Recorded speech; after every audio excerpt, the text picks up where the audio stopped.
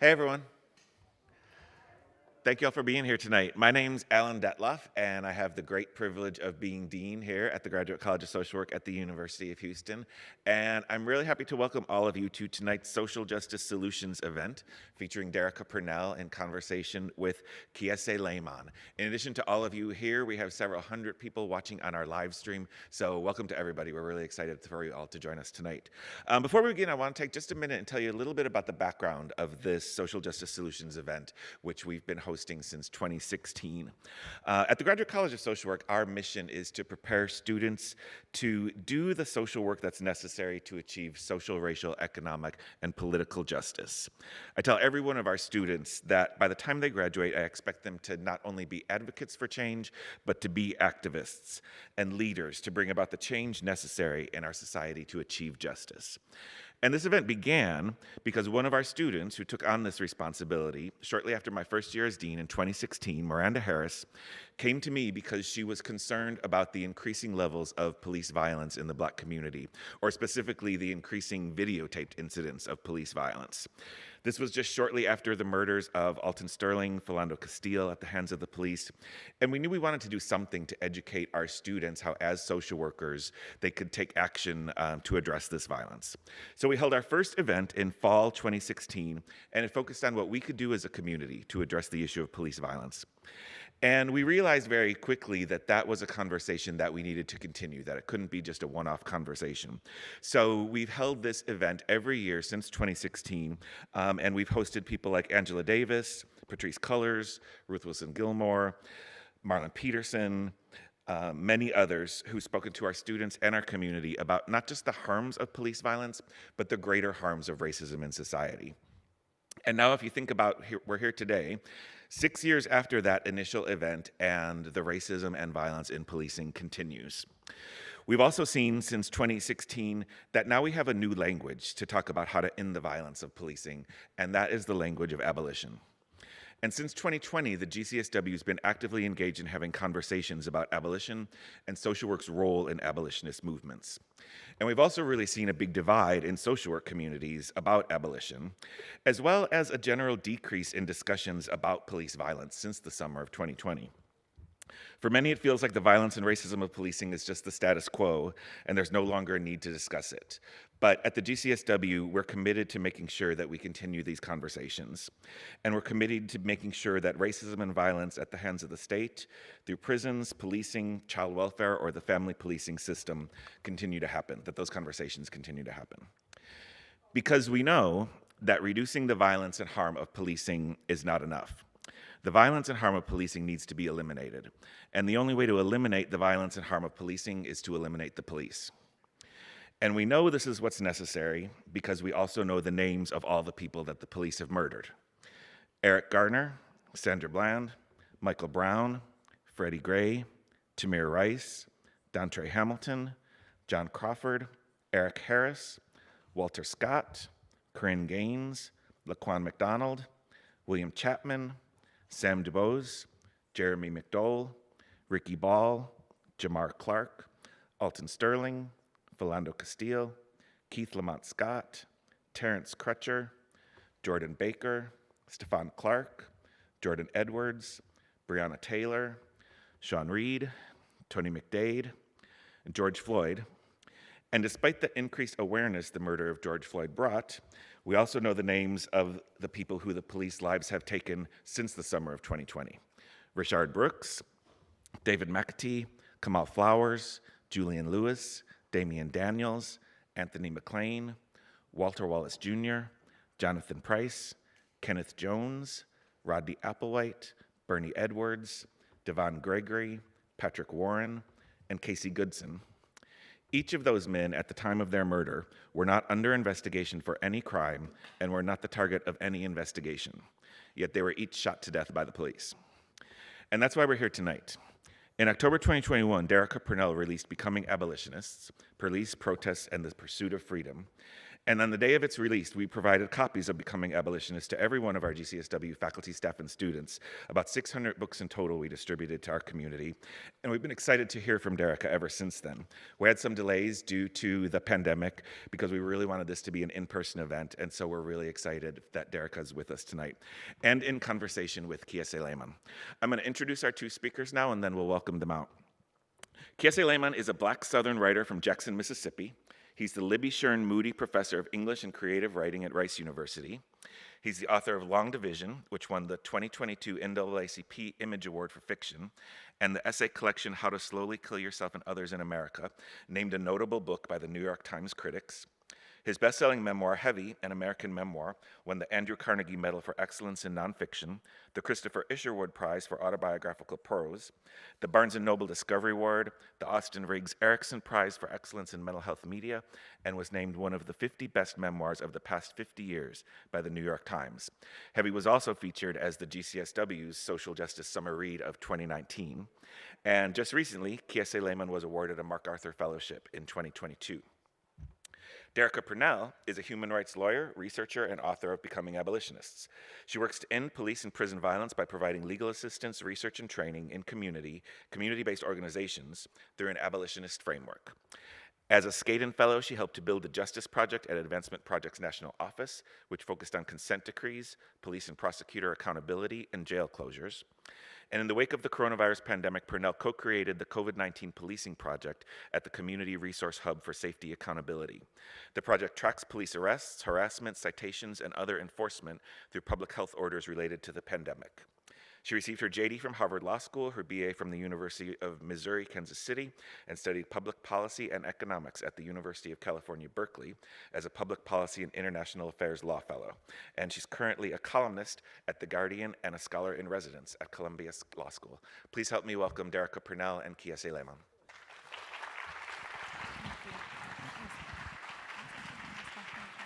Oh, I'm gonna take mine. No. Yeah. Thank you.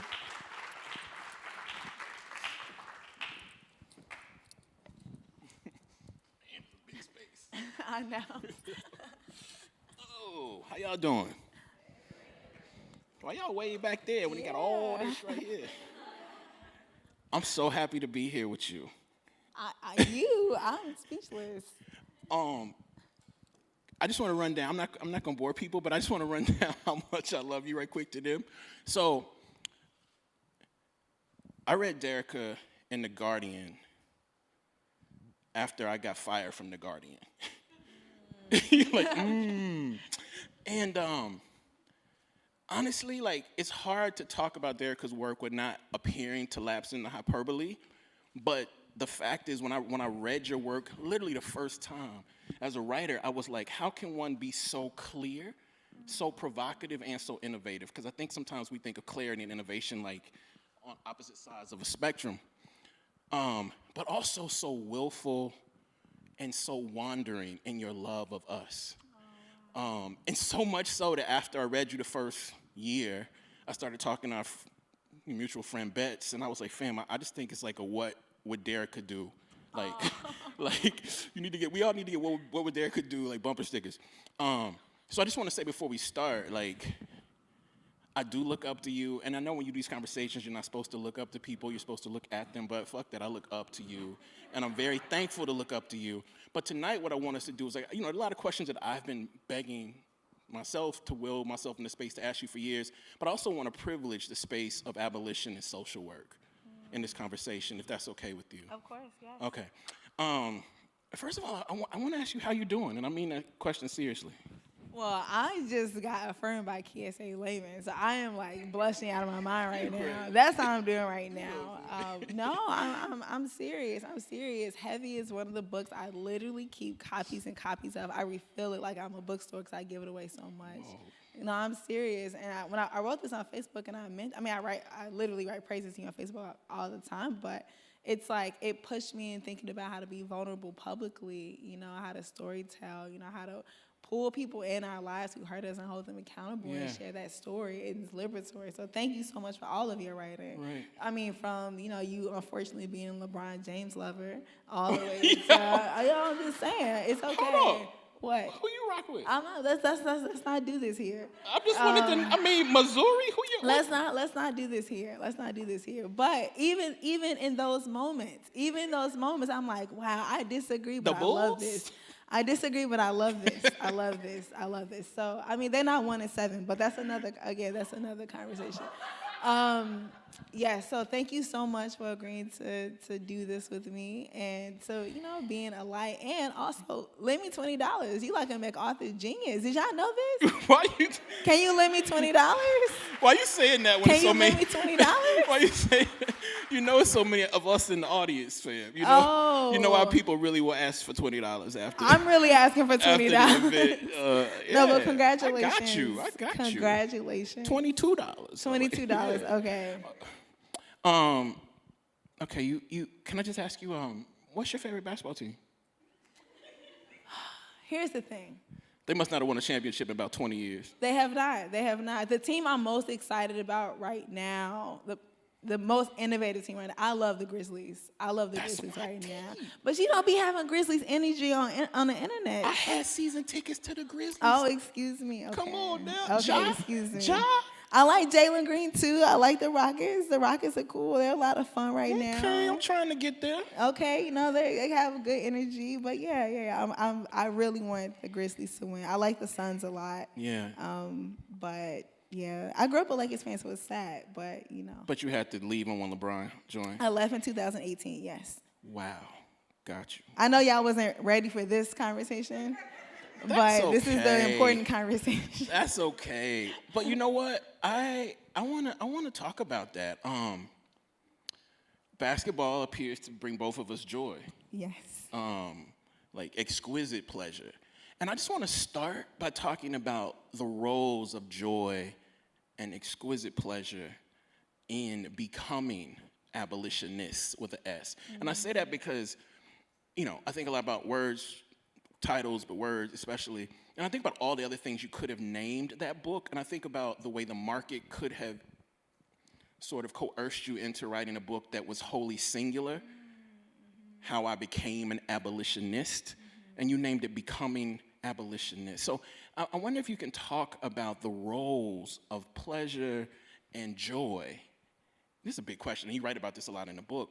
But pleasure and joy when becoming, while becoming, which is exploration of abolitionism. Can you talk about that? Yeah, of course. That's a beautiful question. I haven't been asked anything quite like that before. Well, the joys. Well, I know for me, part of the joys was being able to reinvent myself in with groups of people who were more curious than I was and more courageous to think about the world differently than I was. Mm-hmm. I think that was the most exciting part because, well, again, for me, as I aged, I remember saying things online or writing things online, and I was so committed to what I believed at that time. And they were so rigid, right? They were so rigid. And there wasn't a deep sense of like, maybe I could be wrong about this. Right. Or maybe there's more to learn about this. But I was so eager to stop violence or so eager to put out the fires. And when I moved from writing as an isolated writer or someone who had a lot of opinions and some level of a platform to use it, and I started writing from a place of being in community with other people, sharing my work, being asked different questions about things that I thought I had answers to, I found that process much more joyous and much more grounding, right? Because I learned how to trust the people who I was trying to build this future with that we were writing about. And that's a lot of fun because you get to talk trash with them, right? You get to be like, dang, I said this 6 years ago and it went viral and I got a lot of likes, fam, but I was really wrong. I was popular, but it was really wrong. But that's huge. Yeah. That move is huge. To recognize popularity is not accuracy. Well, yeah, becoming. That's part of becoming. It feels like you're writing about in the book, right? Yeah, no, I agree. And it's also interesting now to recognize that. Like, wow, it's sad that we live in a culture now where if you get a lot of visibility, if you get a lot of affirmation online, then it's conflated with being right? And that's dangerous, right? I think that's dangerous. Definitely. But I know that I benefited from that at some point in my life. And so Right. now being a part of a community with other lawyers, organizers, writers, and we're constantly thinking, well, how are we writing towards liberation? And I don't think you can write towards liberation in a way that's solo. I think it really comes through deep interrogation of like the kind of world that we have and then dreaming about the world that we want.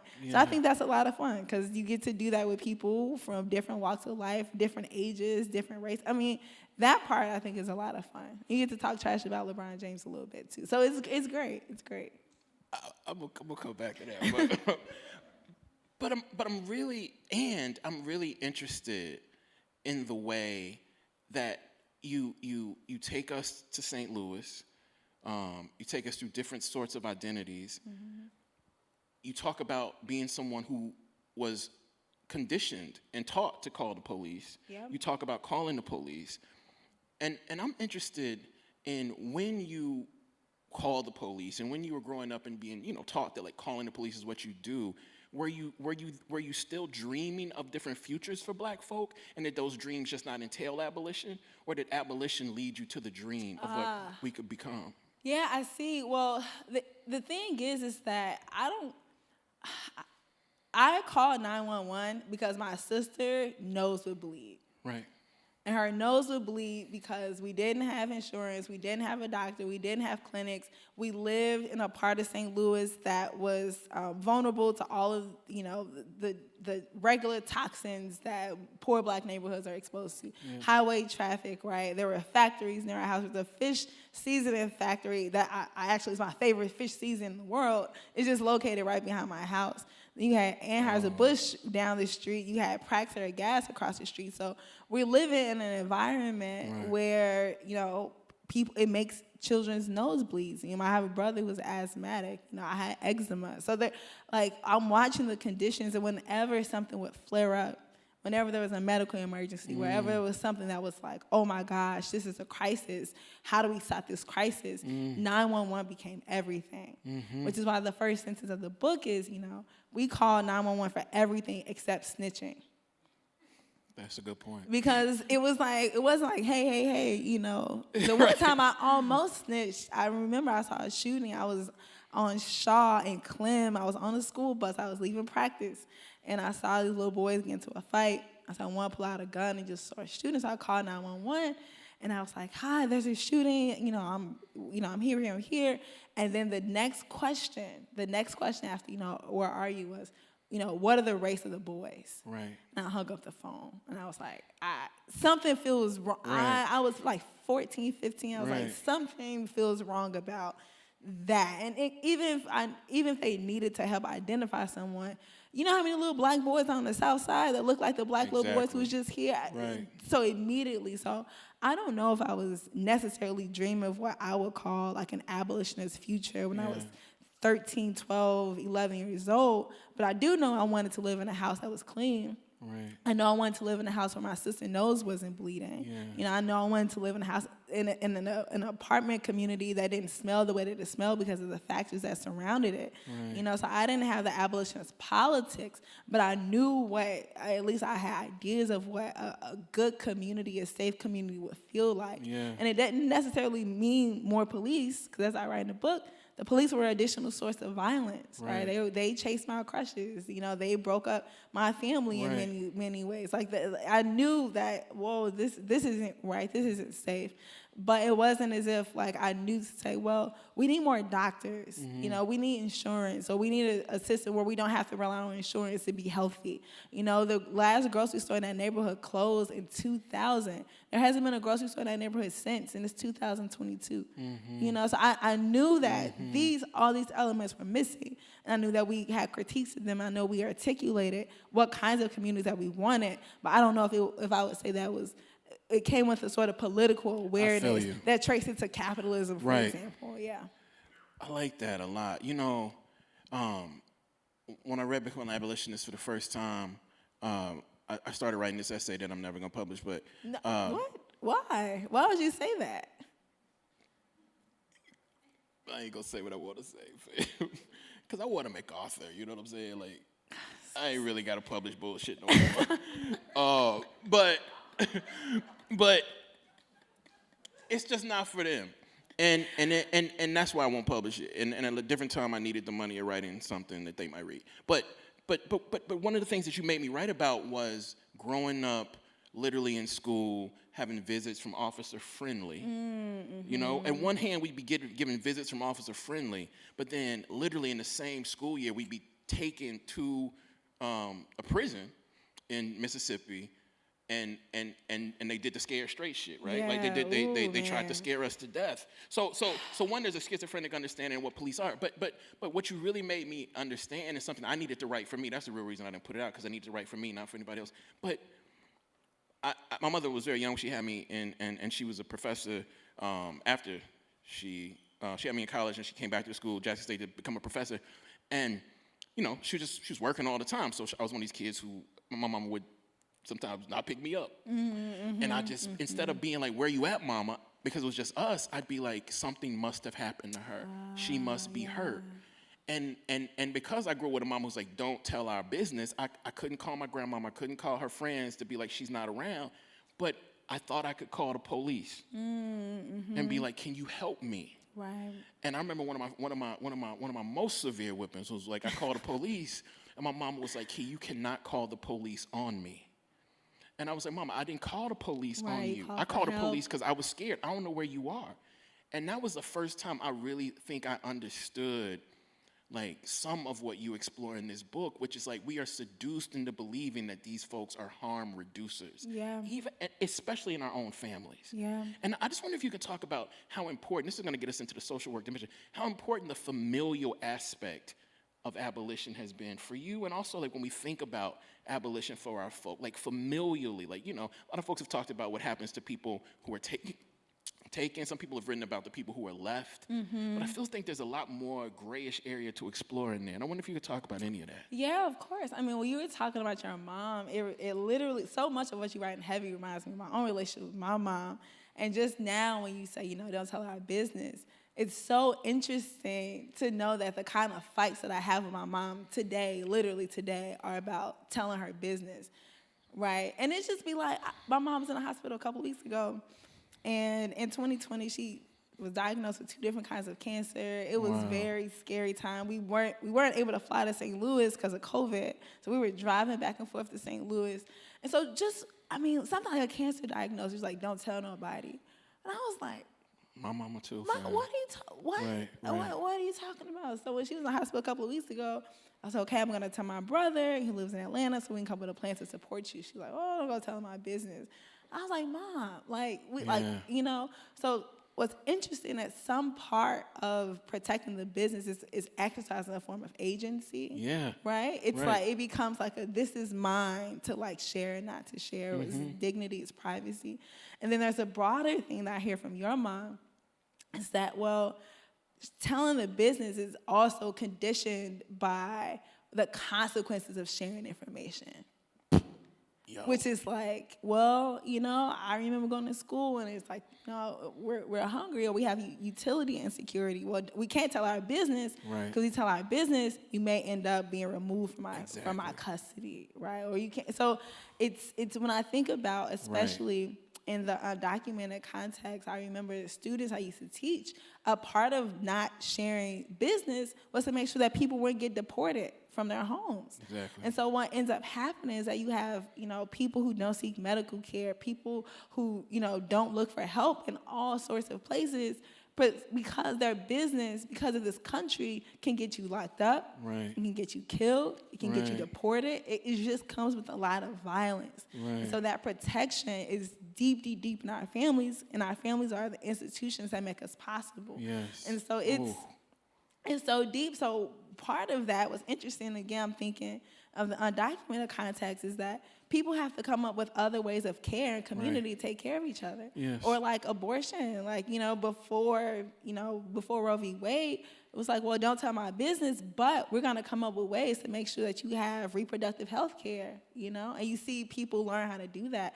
The same in Black communities, don't snitch, but we're going to make sure he's not going to put his hands on you anymore. Right? So you see like people coming up with sorts of like like responses, and I don't want to romanticize them. Some of them are very bad. Like Yes. some of them are very, very bad. Yeah. Some of them are also very important and very beautiful, and something we can learn from. And there's a lot of knowledge in our families about how we handle problems and how we address each other. When we hurt each other, that doesn't require us to rely on violent systems. And so I think our families, that's a primary site of struggle for abolition. Absolutely. Not just going to the city council people and saying defund the police, because we need y'all to do that too. We need you to go to city council members.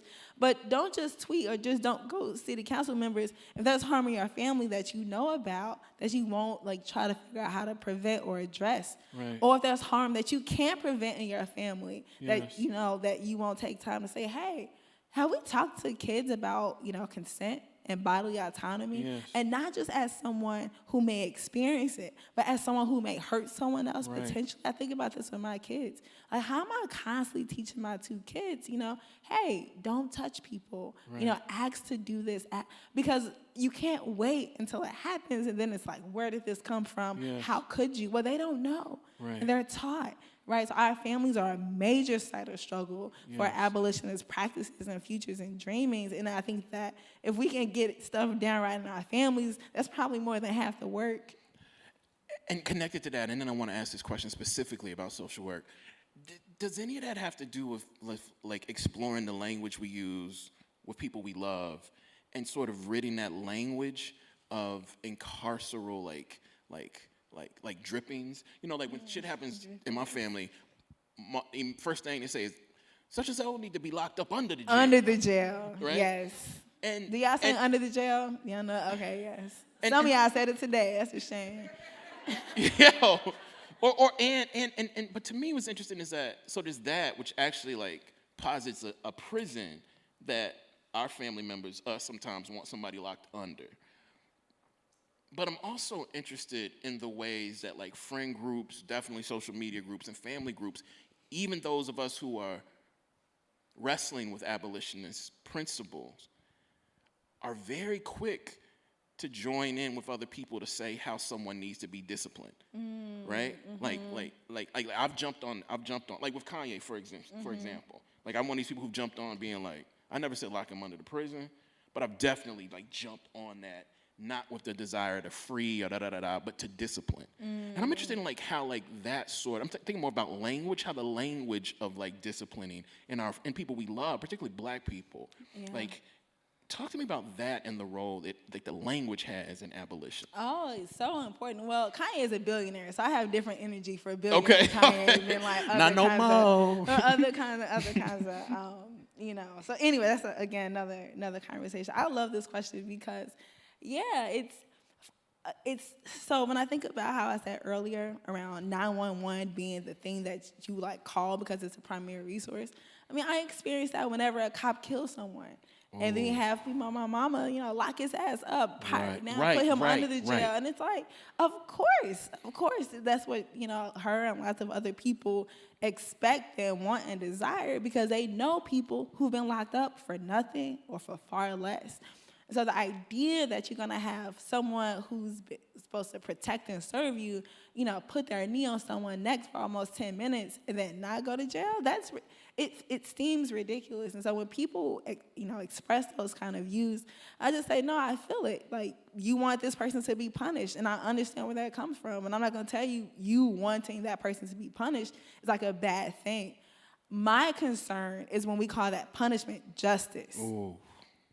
That is where it's well, no. Because every time we use that word justice, for all of, for all the ways it gets invoked, it's going to start losing meaning. Right. And so that's not, justice would be these people living and thriving and being in a relationship. Is when it gets extracted to a political project, this is justice, this is what justice looks like. That is where I get nervous, or that's where I get scared.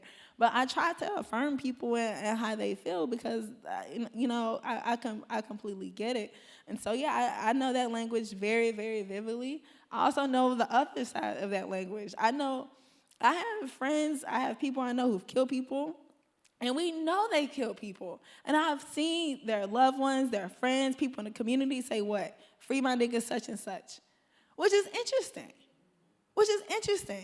Because there's a routine call in our music and our culture to free people, even people who've committed murder and violence, because they know the conditions upon which those murders happen. And it's like we have to talk about both. We have to talk about both sides, right? Because it's not just that Black people want more carceral reality. It's like, no, there's a whole other strand of people saying, well, no, get this person out of jail. Because we know that what happened may have been messed up, but again, they know the conditions upon which the killings even happened. And again, there's a lot of information and resource there that we have to be attuned with. If not, we're just going to dismiss literally entire generations of people who call for liberation, of people who do harmful things, and not see that in a broader abolitionist politic that comes from our community. Absolutely. That's an incredible point right there. Oh, thanks. I mean, I want to come back to that if we have a little time. I want to get to some of the particular texts you use in the book, and particularly around I guess we could call it the work and or systems of social work. And one of the things you write is, the neighbor came back outside and walked near the boys and said he was their grandmother. She asked if I was a social worker. I told her no, but I was afraid that someone would call a social worker to take these kids. Talk to me about that and the role. I think this is very complicated. I think you being here at the social work program is dope and super, super complicated. And so can we talk about the roles that you would see when we talk about dreaming? In your dream, do social workers exist?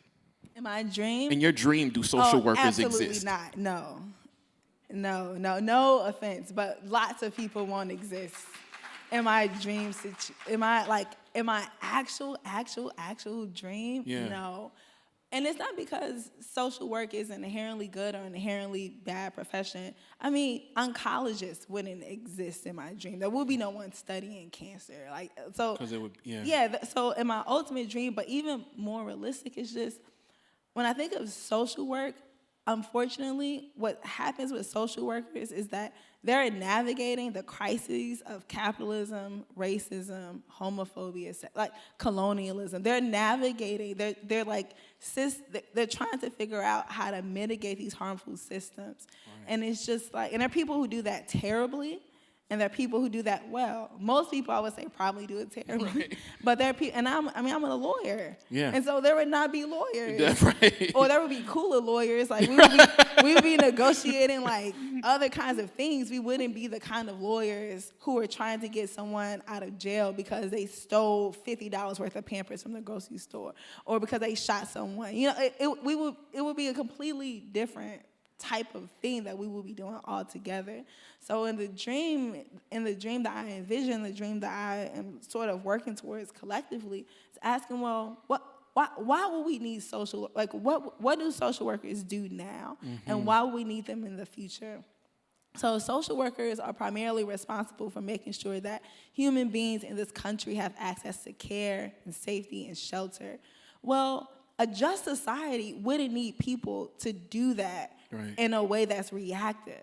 Right? In a just society, people will be housed. They wouldn't be a part of a case of people who need to get placed in particular places, because now there's all of these, apartment complexes that are going up, and there's, 5 of the apartment units are affordable housing, and now this entire other group of people has been displaced. That wouldn't be the caseload of a social worker. I want social workers, if we have them in the future, to organize basketball tournaments. You would actually work socially. You would do stuff socially, right? You would do stuff socially. You would actually do stuff socially. When I be like, man, I feel like being social tonight, I don't think of case management. I think of parties. Social workers would be like, this is kind of lame. How can we make this fun? That would be a reconceptualization of a social worker. They literally would work the public. They wouldn't. Yes. They would be party promoters. Y'all would be party promoters. Yo, you the best, man. No. I know you mean it, though. I know you mean what you say. 100%. I am so serious. And so that's why the conversations about reimagining police, it's just so, if we take police, and as I take police to be people who manage inequality, who essentially make sure that the status quo is protected, who are trying to figure out, well, how do we surveil and cage these people who are alienated from their families and from the workplace because of capitalism? How do we make sure they don't go and steal stuff from rich people? You know, that which is, you know, how do we, you know, stop this group of people from, you know, rising the fears of the property class? Like, how do we do that? So I don't know how I would reimagine police in that system, because police are so integral to preserving the status quo that we have. Right. And so it's not simply if we eliminate police, what do we replace them with? It's like, well, no, we have to eliminate the society that has police that in the first place, and that's gonna take work. Absolutely. And so, you know, shout out to the social workers who's doing, you know, a lot, and it's messed up because part of the narrative of keeping social workers, and the same with public defense, it's like, man, they're working tirelessly to make sure that people have, you know, lesser suffering. And so it's like, how are we making sure that social workers who are overworked, you know, underpaid, exploited themselves, a lot of times come from poor and working class communities who are trying to make a difference by either not being a cop, or they're trying to resolve some things they've seen in the world or growing up. Like, oh no, I know what childhood abuse looks like. I don't want this to happen to anyone. Or I know what it looks like to be hungry or to not be able to pay bills. Like, how do we make sure people get access to utility, you know, resources or rent vouchers? All that stuff. And it's like, we need people to do emergency stuff, but that's not the goal. Like, the goal is to make sure that those crises don't exist. Yeah. And that's possible. Like, we can do that, right? Yeah. Yeah, we can definitely do that. I'm thinking about what you said earlier about justice, and your current understanding of what social workers do, which is, you know, broad. Like, do you think social workers, in your understanding of what social workers do, can be justice seeking? Well, I don't think that, well, in their careers, I think that they can try their best in the same ways that lawyers can try their best. So do I think that, so for example, I have friends who are public defenders in New York City. Do I think that they can be justice seeking in what they try to do? I think they can try earnestly. But the public defenders who I'm most excited about are connected to a movement outside of their job. Got you. Right? So they're saying, well, we're going to do this, but we're also going to be a part of this campaign to stop the construction of more jails. Right. And we're going to make sure we show up, you know, to this particular meeting to fight for, you know, access to housing. So I think that broader political project can be justice seeking. I need to think more about whether someone in their profession can be justice seeking in that role, given the context that we have. Yeah, you know? That's why I asked the question, because I'm thinking about, I mean, you make us think about the role of capital and capitalist desire in everything, in abolitionist work, in all sorts of work. And so, like, one of the things that I think you push me to confront and I want to ask you now that you're here, is whether like work that is paid often by the state can be revolutionary justice work. I think it depends on your conception of the state, right? That's a great And so there are point. people who are anarchists who would probably say, absolutely not. Right. Any conception of the state, of the government, is going to be captured by people who have the power to capture them. Yes. They're always going to express and be a manifestation of, like, capitalist and colonial empire. Absolutely not. Then you have people who are close to, like, Ruth Wilson Gilmore, who would probably say, yeah, absolutely. The state should work for the people. Right. If you're a socialist, if you're a communist, Yeah. you're going to say, well, the best versions of what the state can do can help facilitate a more just society. Right. And so I think it depends on what political home you're a part of. This is why I said I really, love that. it matters a lot to me who and what traditions and what groups of people make me possible, because they help inform and influence. And so can I think that someone can be a part of the state right now as it currently constituted working towards justice? Maybe not. But I actually don't know. I think that when I see people, you know, who are working, so right now there's a lawsuit that the public defenders in D.C. just filed against Joe Biden, against his Department of Justice and the Bureau of Prisons. I'm like, why isn't this in the headline of New York Times? Public defenders in D.C. are suing Joe Biden right now because he's applying, his DOJ is applying a separate standard for sentencing for black people who live in D.C. than for other prisoners who are in other part of the country. 95% of people who go through federal court prisons through D.C. are black. Right. 95%. 95. The majority of who get sentenced in other parts of the country are white people. Right? And so what's happening is that because these sentencing guidelines, these 95% of black people are going to harsher prisons. They're going to higher security prisons. But if they had been sentenced through another mechanism like everyone else, they would be at low security system. So do I think that what these people are trying to do are justice seekers? What I think they're trying to do is mitigate the harm of our reality right now and change the conditions. I don't know if they're committed to like then eradicating prisons as a result of it, but I think their pursuit is earnest and important. And that's why I think the language that abolitionists borrow from socialists of non-reformist reforms is so important. Right. Because non-reformist reforms are trying to stop harm on our way to this more just society. Yeah. They're like a halfway point. Like, how do we stop the hurt, stop the pain, stop the bleeding, while making sure that we're creating room for the types of justice that we deserve? So I think people can be, justice seeking, but I think what's more importantly is whether you're connected to a broader political project with other people to help shape what that justice looks like. You good at this, fam. You good? These are good questions. No, my G. You just good at this. No, these are good. I mean, what do you think? We very lucky. Okay, can we answer that after we get more?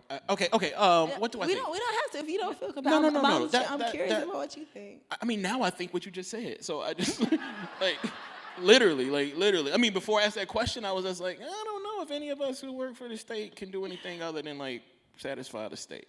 I think that's flimsy, and I think what you said is now what I think. So. Yeah, well, I'm working it out. Yeah, I mean, if the state tries to make all education free, I would say that's justice seeking. But see, I'm the kind of that's what I want to talk. I don't want to talk because talk. But the education. But this is what I'm saying. It's like I'm from Mississippi. Mm-hmm. If you make Mississippi education free and what level of education? I guess we should ask. I think education should be free for all who want to. Yeah, and so my problem in Mississippi is how the people who get education, whether it's paid for or free, are educated. Mm-hmm. So there's a part of me who lives in a state like Mississippi who was actually taught. I'm a black man, who was taught by a black woman professor who worked at Jackson State University. I said lived because she kind of lived there and worked there. But, my mama was very, my mother had the opinion that the state could never be trusted until we forced the state to do actual work.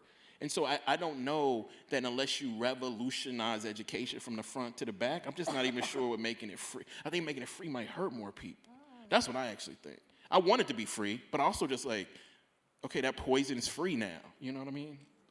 Wow. Because there's no reason for us to trust educators in Mississippi, and I love educators who are trying to do the work. Yeah. But literally Tate Reeves, a dude who I went to school with, who I played ball with, wants black children in Jackson who grew up drinking lead to drink more lead. Mm-hmm. So that dude runs education. So if he were to say education now is free, I'm like, what would be taught? What's the transaction happening? So I'm just saying, the free education stuff, I'm on board. But when I think about my own state, I don't know what that does. Well, right now you got people paying for lead water. That's what happened in Flint, right? So I think cost, the broader thing is that I think costs become a barrier for lots of people who want access to education. And it's harder for people to organize against the system if they're excluded from that system. Right. And so that's why I think it's incredible when we think about why we have free public education the way that we do, we have it because of Black people coming out of Reconstruction. Right? We get the development of free public schools because Black people are like, well, how do we create spaces for us to learn? And so when I see what's happening with the banning of progressive education, racial justice education, critical race theory, the increase of college costs because of activism, in the 60s and 70s, the rise of charter schools too, as a way to use neoliberalism as a response to public education. Right. When you see the development of private schools as a way to ban, Black, it's from Mississippi, keep Black kids out of certain kind of schools without saying this is a white-only schools, I watch costs become like a tool of oppression, right? But yeah, I don't want people drinking lead water. I think that I'm trying to figure out, well, in the best version of society that we have, I would hope that education will be accessible and free, and not that we just have to fight that person. We should physically fight this person and get that person out of office. We should let them facilitate it. Yeah, absolutely. I guess my fear is that, what is it? I just wonder what is it we're hoping is taught in this free educational system. Like, what is the? It's kind of like healthcare. It's like, I think healthcare should be free. I don't think people should have to pay. Right. But when I say free, I'm not. Should I say quality? No. You should say what you want. I just think people should have. I think Black people should have good doctors who think about what Black people go through and treat them well. Yes. And I'm not saying it's either or, but what I am saying is that I don't want my children to be educated the way the richest Mississippians are educated, because those rich Mississippians are part of why we have the system we have today and their education. You know what I'm saying? So I just worry about this idea of like making free the toxicity that made them them. Oh, yeah. You see what I'm saying? That's my only worry. Oh, yeah. White people are not the standard. The education that rich white people get is not the standard for what I say when I mean free. Good. Right? So when I think about the movements for free education, like coming from South Africa, they're not fighting for the access that apartheid-educated people have. Right. They're fighting for control over public lands, over public institutions by the people who deserve to control it. Yes. So yeah, that is what it's not like a. How do we make sure everyone can get a Harvard education? Harvard's not going to be Harvard, if we have free education. That's what I'm trying to say. Yes. Right. At least it shouldn't be. Go back to that. Yes. Okay. But let me get some of these questions in about social work specifically. Yes. And also just think we want to make sure that you can ask questions. Right? I'm trying to watch our maestro. Yes. I don't know where a mic is. Oh, mic's right there. Okay. So if y'all have questions, please come up to the mic and let us know what you're thinking. Okay. So these are questions that are place-based. Place-based? Because we're here in social, we're the social work folk. So since many social workers are likely to interact with a number of carceral systems in their professional capacity, how should social workers begin to think about their role in obvious carceral systems such as policing and prisons, and even not so obviously identifiable carceral systems? This is what I think is important, such as child welfare and family policing.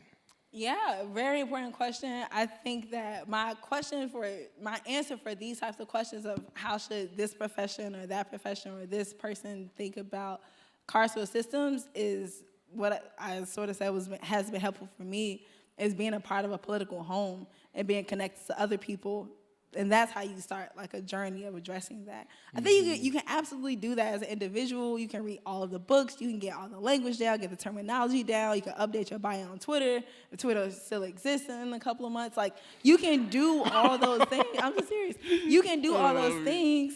I think that the journey is much more important. Developing that analysis is much more important when you do that with other people, either in your shared space, in your family, in your school of social work, in your community. Then you can say, well, what can we read to help us think about our relationship to the carceral system? What practices can we identify that are concrete right now? What's our relationship to them right now? And mapping that out. And then asking them on that group, well, what do we do? Then what do we do? Yes. Because I can't, what the answer may be to, someone who's here in Houston, the third ward I just learned about, is probably very different from someone in St. Louis. And that's very different than someone in New York. But I know what is more important is that if people in St. Louis and in Houston and New York all find 2, 3, 4 other people, and I'm borrowing from Christians, with 2 or more gathered, found 2, 3, 4 more other people to ask these questions of each other and be committed to answering them and experimenting them. That's what it means to organize and build the world that we want. Like, that's how you develop that, by creating or joining a political home where you're struggling with this messy experiment of like addressing the question that you ask, like that I hope is like the goal. So that's great. I hope that's yeah, okay. I feel that. I think you were first. Yeah. Okay. Go ahead. Oh wow.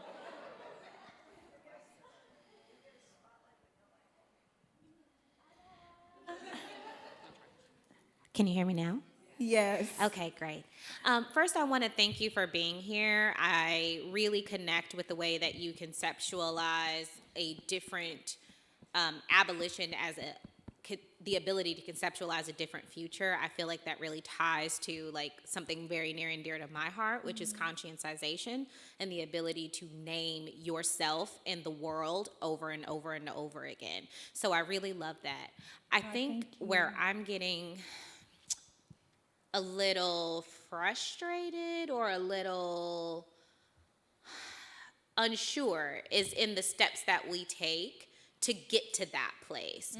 I'm hearing, because I'm a generalist social worker, so I'm in the macro and in the micro or clinical settings, I'm hearing a lot of macro contributions and a lot of things that we need to address from a socio-cultural or economic place, right? But I am also feeling like I don't feel like we're getting specific steps to get there. And then also from a micro stance, even within the field of social work, there's a lot of conversation around policing, or as we would call it, gatekeeping, but also the need for gatekeeping or surveillance, right? Like, because you cannot, there has to be some sort of checks and balances. If you work with children, and in an ILD, I get what you're saying, in an ideal world, social workers would be party planners. Yeah. But when I think of in an ideal world, even in a like wholly just world, like planes still fall out of the sky, people still die in traffic accidents when it's nobody's fault. Yeah. Tree branches still fall from the sky and maybe land on somebody, and we have orphan children.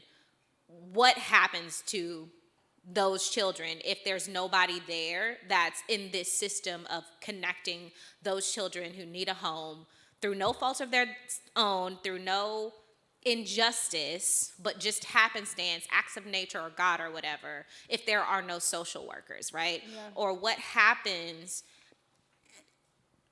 I guess I'm just struggling with the idea of a perfect world and understanding that the idea of a perfect world will be different for everybody. Yeah. Like in yours, you're saying that there's not going to be social workers. In mine, there are social workers. In some people's perfect worlds, there are no attorneys or justice systems. And in my perfect world, I think, oh, well, people who have, you know, shrunken parts of their brains and they enjoy torture or whatever, just go into the military. Like, I don't know, you know, like I think we think about things differently. I guess I'm just struggling with like how to get there, because I get the vision at the end, but how are we getting there? And what does it mean when we are in a society and we do need to protect each other, and therefore we do need to, in some ways, surveillance each other, but also nobody wants to surveil because it seems to be antithetical to abolition? I love this question. Thank you so much. So I'll start with the second part of what you said with the second half, and just sort of say what sort of came up for me while you were talking. So when you said that, you know, your conception of a perfect world is one thing, and my conception of a perfect world is a different thing. When Kiese asks, you know, what in my dream, right? I'm not fighting for a perfect world. I don't think that we'll get to a perfect world. Hopefully we'll get to a world where we have better problems. That's sort of how I think about it. So I completely know, and actually I would prefer if people just died from like a tree falling down, but the tree wasn't there out of neglect, falling and the branch killing someone.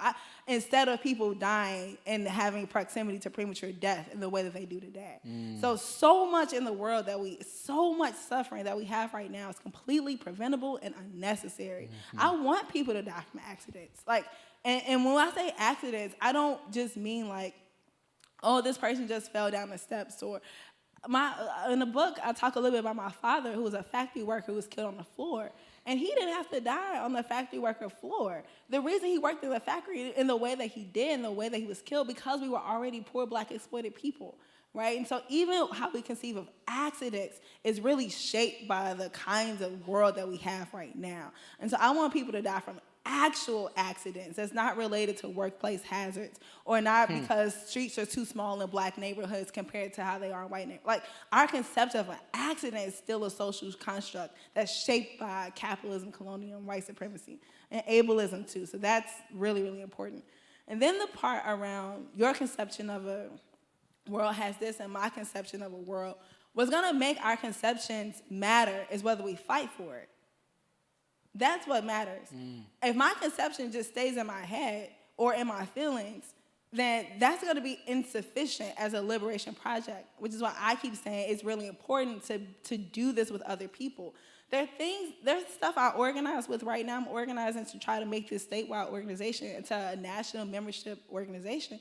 And there are things that I don't agree on with the people I'm struggling with, but like, I see the vision, I see the purpose, I see the function, and I'm like, well, let's negotiate and figure out how we're gonna fight for this together, and then let's start experimenting with it. So to me, that's what matters. And so if you're willing to fight for your conception of the world, we just need you in the fight. You know, there's gonna be losers and winners. I don't pretend that people are not gonna lose. I wanna fight for the best possible outcomes for the people who I disagree with. That is how I approach organizing. That is how I approach human rights. That's how I approach writing. It's not to say that some people want dictators, some people want fascists. Hopefully they lose. I'm not saying that, abolition is you gonna have it your way and I'm gonna have it my way. No. I love when Sarah Haley talks about people losing, because that's so important to say that there are gonna be people who lose, and how do we come up with the best possible outcome with people we disagree with and people who we think are wrong, or people who are gonna lose? Like, that is what orients how I approach these problems. And then the part around the steps of how do we get there, sort of related to the last thing that I said. So there's not like a manual towards abolition, right? There's not like a 1-2-step guide to get us towards abolition, which is why I keep saying we need to figure out what our revolutionary projects are with the people we're around to get towards that. And to that end, there are endless people who are coming up with immediate steps right now to stop harm and violence while figuring out the long-term project of reducing it. So Dream Defenders, for example, my political home, when they went door knocking around defund the police in Liberty City, a Black neighborhood in Florida, they were getting pushback from people in that community saying like, whoa, we're not sure about this, and there's other things that we kind of need. And what did Dream Defenders do? They opened up a free health clinic for that community. They started doing, instead of calling the police for crisis intervention, you can call Dream Defenders, and a medical doctor, a licensed therapist, and someone who can help de-escalate situations will show up. They got uniforms, y'all. They look real cute. It's real cute. They bought and flipped an ambulance, right? So when people are like, well, y'all are just all talk, I look at Dream Defenders and what organizations like that are doing all across the country as these intermediate steps to build trust in our community, to be a resource and a place where people can engage in mutual aid. And they're still doing policy fights, right? They're still fighting to reduce mass incarceration in the state of Florida and now across the country. They're still doing delegations to take people to Brazil and to Palestine to show international solidarity. They're still being feminists and reading, trying to figure out how to make sure that work comes through a feminist praxis. So I think that those experiments, the people who are trying, are absolutely doing those steps, and they're not doing it in isolation. So all those people in those political homes, we talk to each other. We connect. We ask, oh, you tried to do this? We tried to do this, bro. We failed. How did y'all get y'all going for 4 years? So while this conversation about abolition may feel new because of 2020, people have been asking and experimenting for 50, 60 years. Yeah. 60 years, fam. Like, it's real. And then the last thing, I promise is the last thing I'll say, because you say, what's going to happen to children who are orphaned? We can decide that. There are lots of there's just so many different ways to figure that out. Right. It could be a social worker. It could be a community council who says, well, unfortunately this child died. I mean, these parents died, and we have this family. How do we be in consultation with the children? I just think there's lots of different answers, and what abolition requires of us is to ask, what are the possibilities that we can create instead of just saying we need one person to do one thing? That's why I'm deeply attracted to the politics. But thank you for those questions. It was a really important question. Thank you. Thank you. Thank you. Thank you so much, and I think your answer, kind of the tail end of it, will sort of lead into this question. First, definitely disappointed that you're not a LeBron fan, but that's okay. No, I mean, he's amazing. He's just amazing. He's amazing. He's amazing. It's the worship, So it's election season, and as an organizer, you're used to election seasons, things like that. When you think of the compelling nature of abolitionism, right? Is there any hope that you have, either in elected officials or innovative policies that you've been seeing, right? Because I'm not necessarily a cynic yet, but I think in so many ways I've lost just kind of whatever I used to have in terms of the place of an elected official. So is there any sort of either hope that you have, or how would you sort of construct what is the place of an elected official in the abolitionist movement? Oh my gosh. I'm not going to say what I want to say. Oh, come on. Why? No, you didn't say what you was going to say. Now I'm not going to say what I was going to say. See, you got my question in trouble. That's true. Man, is there any hope? So I do think there are important policies, which is why I work on policy stuff. Because I don't think it's just that if I just keep wishing and hoping abolition is going to happen, then it's going to come to fruition. So I do think that's why I work with community organizations to say, oh, this is how we can get people from jail. This is how we can close jails. This is how we can, change this law to free more people from prisons. This is how we can pass this law to make sure that education is free, even though TSA doesn't like that. So that's I think policy is really important. And I do think, making sure that we have progressive and radical people in office can be a strategy, can be a tactic.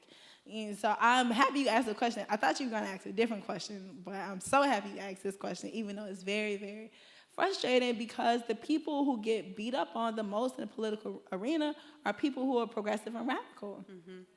They get it from the right. They get it from centrists. They get it from the left. It's like, damn, can I try? Can I live? And so it's really, really hard when you're getting blamed for defunding the police and you're saying you're the reason why we're losing, and not the actual reality that people are choosing between liars and fascists. Yeah. That's the reality of our political situation. Most people are choosing to vote between liars and fascists. It's very bleak. It's very, very sad. And so do I think there is an arena or a place that electoral politics can play? Yes, but again, it's not the goal. It's not the goal to just elect more, abolitionists or people who are going to throw down for our politics and still not say anything about campaign finance reform or electoral college. The way that why does it cost $1 billion to run for president? That's not democracy. So. Mm-hmm. It's so wild, what it costs to even get into the race. Local city council people, school boards have to spend $500,000, $1 million to represent people. These are the conditions of our elections. So I am interested in, yes, how do we put out the fires? How do we address the crises? How do we put people in office who are going to fight for our interests? I do believe in that. So I do vote most of the time, because sometimes I just can't choose the right liar, and I can't choose, but I can't choose a fascist, and so I have to be strategic. But I also know that my individual vote is connected to this broader political home that I have. Right. And voting becomes a strategy in many of those cases, where it's okay, I'm gonna suck it up and go do it. But I don't pretend that it's gonna be salvific, which is why I love talking about MOVE, when we talk about MOVE, we often talk about them as just this black and multiracial religious group who got bombed by Philly. But MOVE had an entire career of activism. Definitely. They said, no, we're not going to vote. We're not going to vote because the whole system is actually guilty, and there is no strategy that's liberatory. And we must criticize all the people who are participating in it. And if we're going to be honest about the world that we want. So I think that is a part of our tradition that people choose to be in, and other people well, I'm going to be more like Fannie Lou Hamer and vote for these reasons, right? But they don't tell you the part about Fannie Lou Hamer when she says the only way to change America is to destroy this place and build something new. That's why she wanted to vote. That's why she was sick and tired. It wasn't that she wanted a seat at the table for representation. She thought that if enough black people from Mississippi and from the South got in office, it would fundamentally change the United States. Part of that, she was right. Part of it, she was wrong. Right. And she wasn't wrong because her analysis was wrong. She was wrong because she didn't anticipate probably that black people would get captured by the white supremacist state that we had. And so time brought those lessons along. And so now I'm just in my feelings and just talking, but I think it's important to vote when it's, when you feel compelled and you're part of a project where it's strategy. I do think it's important to support people who are trying to throw down the left and get in office and actually, put policies on the table that's going to lessen suffering. I do think that's important, but I don't think it's going to save us all. Thank you for that question. Thank you for that answer. Hi. I thank you for being here. I'm really excited about this conversation because I would consider myself new to the abolitionist thought. And I'm from New Orleans, born and raised in my... Oh, I'll be in New Orleans tomorrow. Okay, shout out to Nolan. My dad is a black man, born and raised in New Orleans, Louisiana. He lived in the Ninth Ward. He grew up one of the few people who made it out. That's how he talks about it. And most of his friends dead or in jail. That's his narrative. And that's what I was raised around. And I've started having conversations with him around abolition, and not just him, but the black men in my family who have either been incarcerated and are now back home, or are consistently going back into the prison system. And the conversation he tends to push is, what about the people who thrive in the prison system? What about the people who the prison system has become the home, has become their place of refuge, has been the space where they have education and gained education and had a family that they care for, and people that support them. And then they come into the streets and they're treated like pariahs and harmed, or not given voting rights and all these other things that send people back into the prison system. What about those people when we talk about abolition? How do we respond to the people that are thriving in the house that's on fire? And how do we respond to the people that believe in the house that's on fire? And how do we change those mindsets when we talk about abolition, and what's going to happen after, when that house is finally burned all the way to the ground in abolition? What do we do with those people who lived in that house and loved that house and were thriving in that home? Wow, very important question. And a question that I run into not as often anymore, but I have run into, especially when I first started to lawyer. And I would meet people and say, I found Jesus in prison. Prison saved my life. I found the nation. It's real. It's real. And it didn't really click for me until one of my friends, Jordan, who's a DJ, we were talking, and he said, he had been a child star. He was he hosted 106 in Park at one time. Oh, and then I know he was acting like a little child star. He was 12 years old on the radio. What? And he had an opportunity, to be a DJ for some big station. And he instead, said, I took a gap year, and I didn't even know what a gap year was until I graduated college. And he said gap year. I was like, how do you know what a gap year is? I just found out what a gap year was. He was like, well, I realized that so many people, so many of my friends, the first time they have a year off from their life to think is when they go to juvie. Is when they go to prison. Damn. It's the first time where they don't have to constantly figure out food or what I'm gonna do the next day, what my day is. It's like juvenile or prison. And he said, I just felt so blessed that I was able to save however much, not having a ton of money, but I was able to do that and not work and ask myself wow, what is it that I want to do? what is it that I want to do? And when we were having that conversation, I was like, oh yeah, I know people who get pushed out of their house because they 18 or because they're not working or they're not in school, and like they end up going to jail, end up going to prison, all this kind of stuff. And I know other people who on a 4th and 5th gap year because they have resources from their families to like be in a gap year, right? It's like, oh, that must be nice, like to not have to work for 5 years and you get to be in Costa Rica swimming with the sharks, explore your interests. I want that life for lots of people. And so I think what I try to say to people who are either afraid of what happens, like when abolition happens, is try to say that abolition is not a one-time event. It's not a concert. It's not like, oh yeah, one night we're gonna wake up and then 4,000 jails and prisons and detention centers are gonna disappear. And that house that made you, however you identify, that house that made you, that is gonna be gone overnight. We should be fighting to close things on the way, but it's not gonna, that's not what's gonna happen. And it's not as if that place is gonna close and then these opportunities for growth are gonna disappear. So how are people growing and changing and evolving before the explosion of prisons, right? Because were people not finding God or finding families before the carceral boom in the 1970s? Like, what are other ways that people can find that doesn't require them to be in a cage? So, and that's why, again, abolitionists, or at least the people I organize with, that's what we're asking. It's not, why do we have to find health care in prison? There's a book about this called Jail Care. How when you look at who gets arrested in this country, there's 10 million arrests every year. The people who get arrested 2 times or more have incomes of less than $10,000. Right. $10,000. How many people you think are getting arrested so they don't have to sleep outside because it's cold? And so to say, well, prison is a source of warmth and a source of shelter, well, what other kind of shelters would make you feel, warm and resourced? Like, that is the commitment. So I just try to be honest about that. And I don't try to convert people. I don't try to say, well, I'm just trying to change your mind about this, because that person has real experience. What I do try to do is be an ongoing conversation, and that may take years. They may never change their mind. They may move a little bit. They may move further than you. But what's important is that we continue to have those conversations and continue to dream with people and ask, well, is there any other way that this could have happened?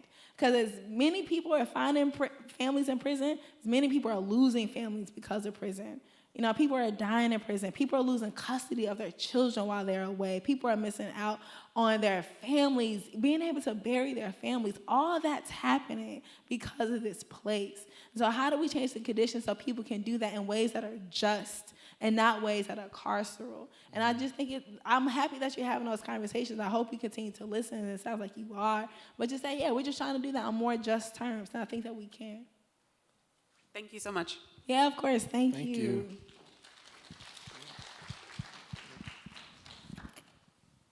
Thank you for your time. I see the dehumanization of criminals as a major stumbling block to abolition movements, and that's something that's run through American culture's relation to social and criminal justice since the creation, but more contemporarily in the rehabilitative phase in the early 19th century. So I guess I was wondering, what roads do you see or envision to reverse that dehumanization of criminals? I see restorative justice as one way, sort of starting contact between communities and victims with offenders, so they don't have the opportunity to caricaturize these people before they get to meet them. But I was wondering where you see that going. What do you mean by the dehumanization?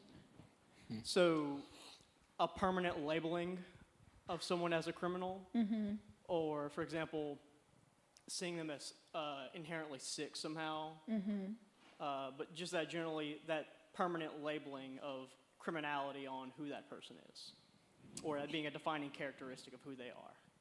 Yeah. I mean, Michelle Alexander writes a lot about this in the New Jim Crow. And I mean, you mentioned the development of prisons.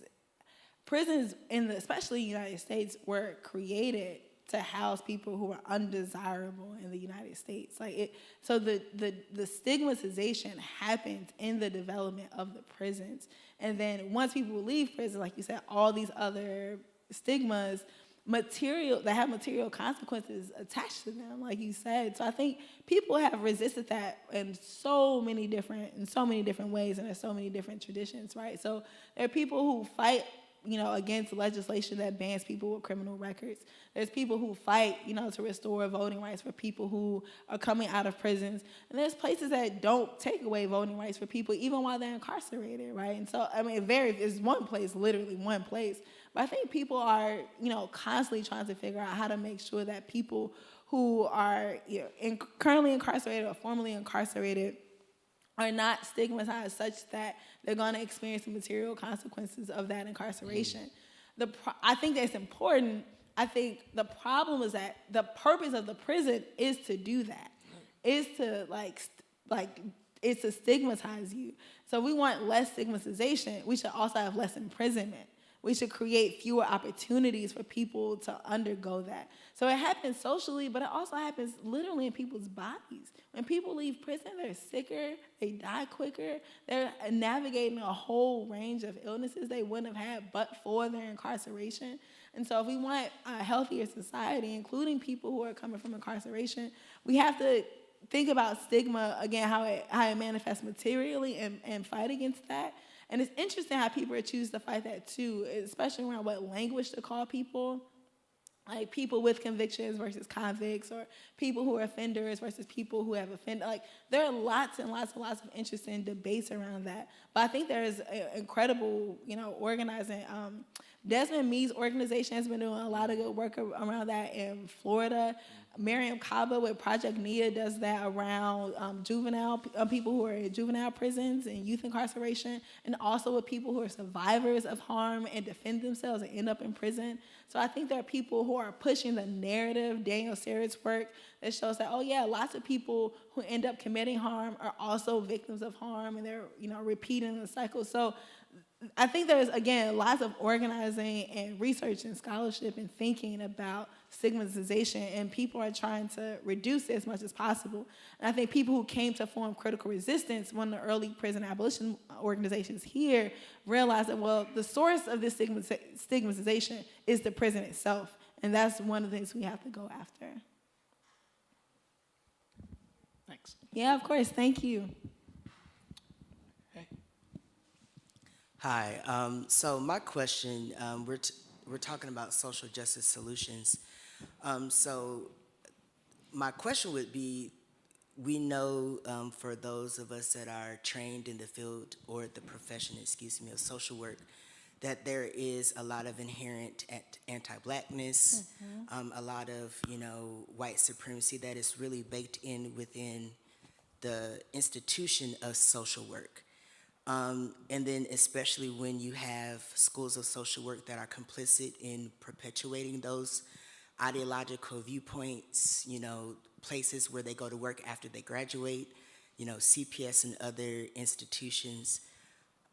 And I heard you in the other answer formerly say that, of course, abolition doesn't happen overnight. But what happens when students, faculty, workers are being actively harmed and nothing is really done about it? How do we purport social justice or racial justice when actual steps that could be taken or done is not being done? Like, what advice can you give to really radicalize those who are maybe complacent in allowing white supremacist issues or values to continue? Yeah, I also love this question. By saying that abolition isn't going to happen overnight, hopefully I wasn't suggesting that we can't do anything right now. Hopefully what I've been trying to say is that there's lots of things that are already happening and have been happening for years that we need to continue to push and organize.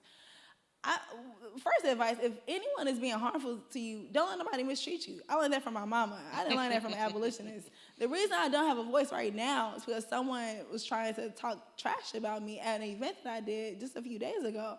And I was like, oh, whoa, sir, let's have a conversation. We ended up shouting for like an hour because you're not about to talk to me and disrespect me like that. So sometimes I'm nervous, especially with this TikTok generation. I'm like, I feel like I'm aging myself.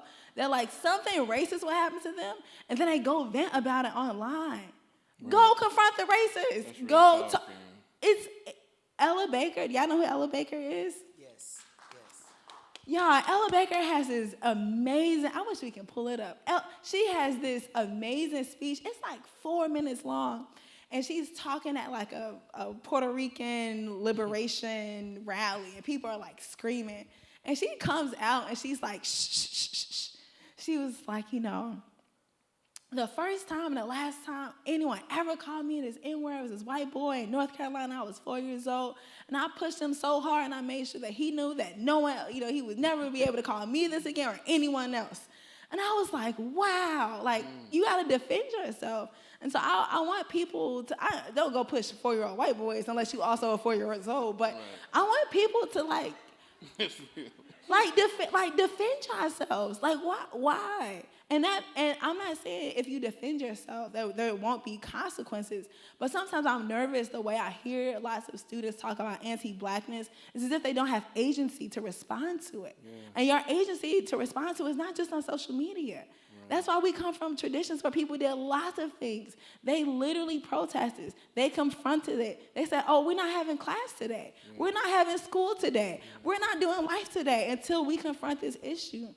There are people who wrote about it, made music about it, invited people from off campus to talk about it, organized with custodians and the people who work in dining services about it. And so there's so many opportunities to confront anti-blackness in your classroom, in your text. It's going to take a level of commitment and sacrifice and finding your people to name it. And I know after class when stuff would happen when I was an undergrad, I would be like, was that racist or was that just me? Right. Those whispers after class, am I tripping? Did that just really happen? And then over time, I was like, oh yeah, maybe we should say something. Maybe we should say something. So those flowering moments where you experience people either being complicit or perpetuating anti-blackness, I think it's important to find other people, talk about it, discuss it, and then come up with a plan to name it and to confront it and think about what are potential solutions as a response. Because if the culture is just anti-black, it's going to stay anti-black unless we confront it. But before we say something, we organize and we resist. That's why I like Derek Bell's work, because Derek Bell was a pessimist. He wasn't an Afro-pessimist, but he was pessimistic about racial relations. He said, I think race is going to be here permanently. And if it's going to be here permanently, it's not going to be easy for people who are racist. We should raise hell and organize. We should take advantage of moments where there's opportunity to relieve our suffering, but we shouldn't just sit back and just keep denouncing the culture as racist, as racist. We actually should do something. So I don't know if this is radicalizing anybody, but I hope that you confront it, in your relationships, in your intimate relationships, and with your professor. And again, just because you confront it doesn't mean it won't be consequences, but it slows the violence. It protects your dignity. It puts you in solidarity with other people who say, no, I'm not going to let you treat me like this as a person, and I'm not going to let this culture train people to go be harmful in what they're about to do once they leave this school. And so I really, really hope that people are resisting that on every single level possible anytime we have the chance. Thank you. Yeah, Thank you. Can we get one more question? Well, I'm curious about what you said. I know you be confronting stuff. But I think organization is part of what you're saying. You got to confront it, but I think we got to organize to confront it. Yeah. Right? I mean, we got to confront it in the moment. But yes. Yeah. Yes. Thank you. So my question, I'm trying to be as precise as possible, but I think it's trying to get mostly black people to understand the difference between mobilization and organization. Because I think a lot of the times it's, protesting, I see it as mobilization. Looting is mobilization. Posting a black square mobilization. Doing any voting, that's mobilization. But then when I try to get, my own personal friends and say, all right, let's do more than just protest. Let's just wait until someone gets murdered for you to say, oh, I'm for the cause and whatever, that is organization, right? I'm asking you to be involved on a more consistent basis than just you waiting 2 years to go vote. I'm asking you to be involved in, things that matter because, politics is evolving in your life, and by you telling me that, and policy is evolving in your life on a daily basis, and you taking gaps between 2 years to go vote or say, oh, wait for it, someone to get murdered for you to go. That's not organized. That's not organizing, and I think that's a problem within our black communities. No, we're good at mobilizing, but now we're not good at organization. So I just wanted to kind of expand how we go on from mobilizing into organization and trying to get people to understand that, hey, this is sort of like a monthly thing that I'm not asking you to be involved every single day, because obviously you got to take breaks, but you can't be just like, hey, I don't do politics, because politics is involving your life on a daily basis. Yeah, well, that hasn't been my personal experience, that black people are good at mobilizing but not organizing, especially when I think about the level of organization it took to make so much of what progress we have had in this country and beyond this country possible. It's come from great organizing. I think in moments where people are responding to spectacular acts of violence, I think those are great opportunities to organize people. And what I have found, and I guess I've been a student organizer, I was like 14, 15 years old, is that going from, when I talk to people who are, like my best friend, for example, I would literally be in Ferguson getting tear gas, and I would talk to her. She lives in Dallas, and she was like, man, I just wish I can go to a protest. They just seem so cool. I would be like, fam, go outside. There's a movement. It's not cool. It's very scary. But what? My best friend, right, out of 10 years, whoa. What are you? This is not a game, right? But I do remember shifting from shaming people to try to organize with them to being more affirming and being more inviting. So saying, I know I don't know if you talk like this to your friends and say, well, you can't just do this when people die. You need to come here with and be ready for the movement whenever. I try to figure out, well, what are different ways that people in my life can be a part of the broader organization or project I'm a part of. Not everyone's going to come to a meeting every Tuesday, but some people will. So I need to make sure that I have meetings for people to come to every Tuesday. Some people are not going to make phone calls, but some people will send an email. So creating different metrics, not metrics, but different ways for people to be engaged, I have found that has been much more inspiring, much more helpful than for me shaming people for not doing anything than coming. And so I think having different ways and different opportunities for people to plug in is important. And people get politicized over and over and over again. The first time there's a reason why 26 million people went into the streets in 2020 and not in the years beforehand, right? Some people will think oh, this is the first time I'm realizing this is the issue. Sometimes people are surprised because they're new. And I even forget this sometimes, oh, now people care. It's oh, yeah, some people didn't know. When Michael Brown was killed 5 minutes from my house, I didn't know people were getting killed by police three people a day. Police kill 3 people a day.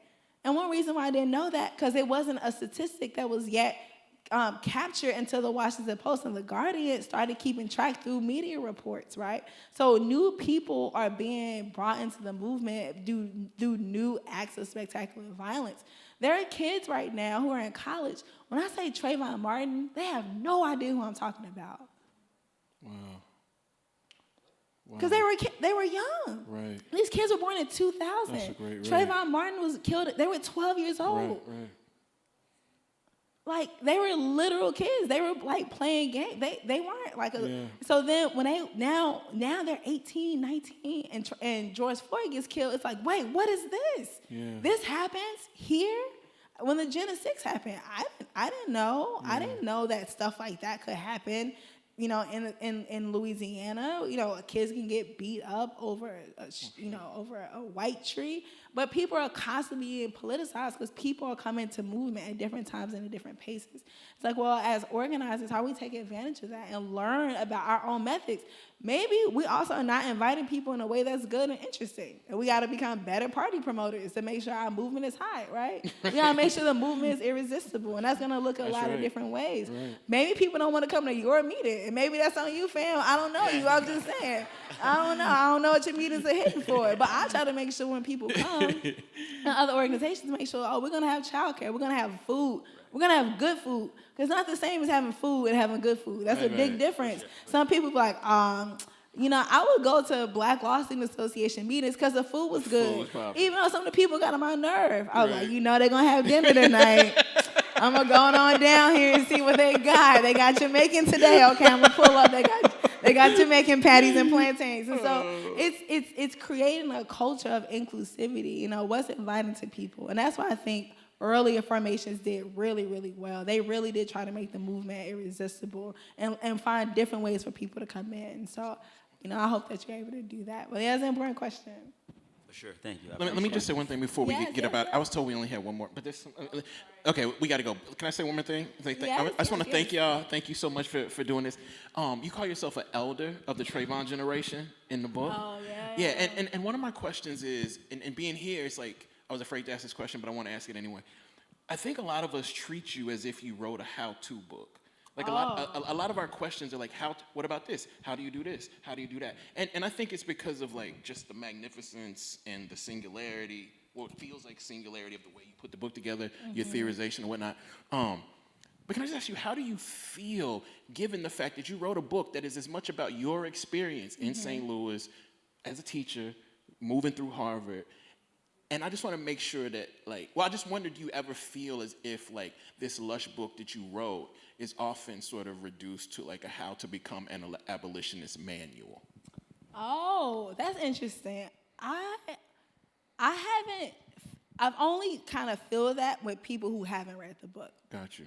And people say, well, what do we do about this? What do we do about this? It's like, oh, yeah, because I have a whole chapter about murder. I have a whole chapter about sexual violence. I talk about the plan. I talk about ableism. I like the political home stuff. A lot of that stuff is there. And so when I find people who've read the book, the questions are different. The questions are more like, I try to, talk to my family about this particular thing. We're nervous about this. Like, what it is that the other question is like, what's the step?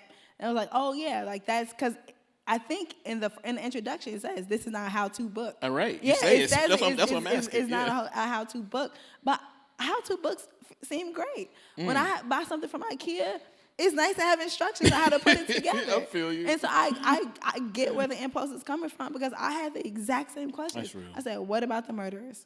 What about people who commit sexual violence? What's going to happen? What'd you say? Militarism. Yeah, I had all the exact, which is why I tried to show that,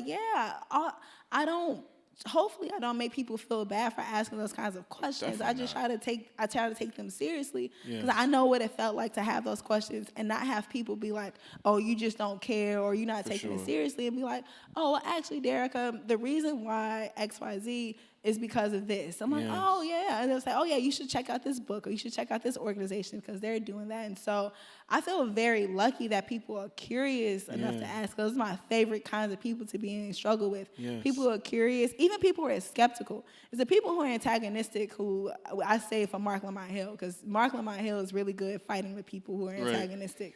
I'm like, you sat across from Candace Owens for an hour and a half. That was wild. I said, yo, Mark, you got Cornell patience. did too.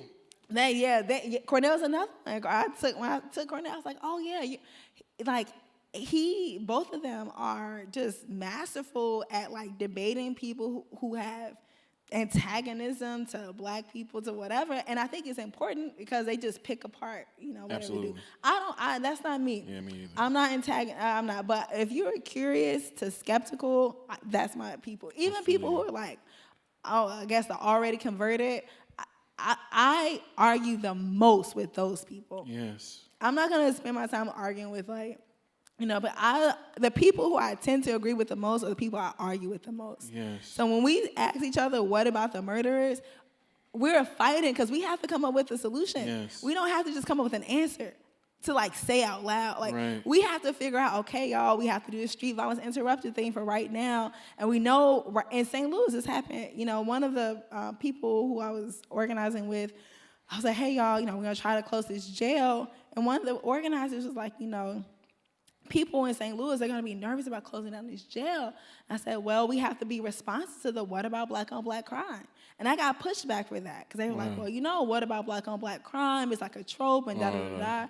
And I said, it's real, but there are people who are going to ask that question, Literally. and we have to be ready. And we don't just have to have an answer. We have to think about a solution. We have to say, well, what would make you safe? Here are some potential options. What about this? And so, organizations like Access St. Louis and CAPCAR and Our City Defenders, they were able to get street violence interruption programs brought to St. Louis that didn't work with the police. Yeah. And guess who was trying to tear that program down? Who that? The police. Damn. The police. The police. And so it's like, yeah, so the people who I'm engaged in that kind of debate with Yeah. are the people who are trying to solve these problems. I feel that. And that's where I'm just like, oh man. So if people are reading the book or not reading the book and they're asking sets of questions and they're curious enough or skeptical enough to know, I love answering those questions. Right. Love, love, love. You know, so often I think black people from the South, we say stuff like, we don't deserve you, like we don't deserve people we love. But reading your work makes me feel like it's okay to say that, like, we do deserve you. And I want to just thank you for loving us so deeply, for real. Thank you. Yeah, Chris. for real, thank you. Thank you. Thank y'all. Yes, Thank you, y'all Houston so Social Work, much. for making a space for us tonight. Yay. Thank y'all.